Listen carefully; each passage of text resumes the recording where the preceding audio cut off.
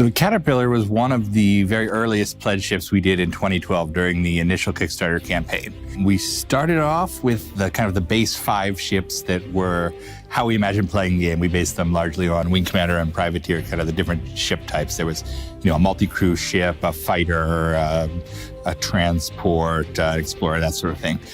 Midway through the campaign, we were hitting our goals, and we knew we were going to do other ships, more than just these base 5. So it's one of the Kickstarter goals in the original Kickstarter. There were these sub-goals that would unlock different ship classes.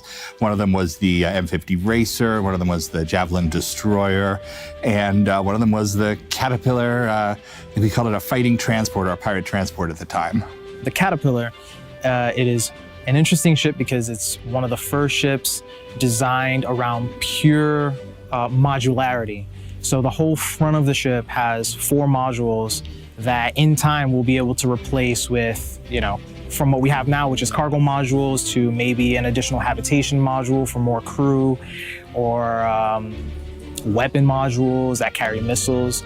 So we have the opportunity to really customize this ship from a player standpoint, the interior spaces as a whole. So this is the first ship where you can really do that. The Retaliator, you can do it with 2 spaces.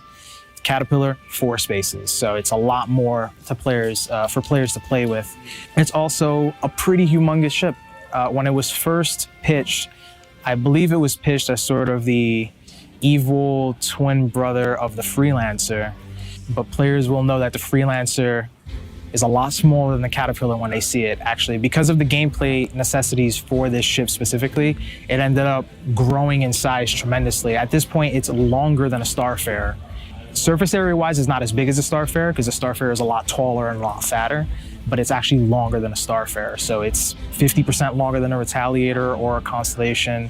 It's got 2 floors, it's got 2 observation decks, 2 habitations, one in the command module, one in the main body. It's a big ship. It's a really big ship. It's the biggest ship we've done in LA.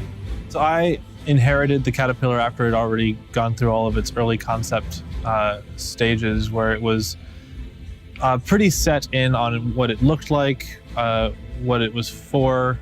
And so my task was more about getting the interior laid out, getting the thruster placements figured out, and driving the implementation of it. I mean, the Caterpillar went through many, many iterations of determining what the inside would look like, how we would balance all of its mass, how we were going to balance its thruster placement. We also, part of the problem with the Caterpillar is that because its focus is versatility, its design page was just kept going. So we had to really pare down what features it was going to actually contain. That was part of my job, was to pick and choose, cherry pick the really good, juicy bits to focus in on for the Caterpillar. The Caterpillar can carry smaller ships. It is intended for it to be able to carry dragonflies. We have the cargo system has elements in it that allows us to tune how well a ship can carry other ships.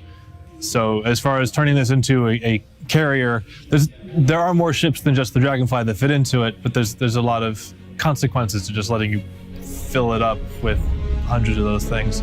It's meant to operate realistically with fewer than that.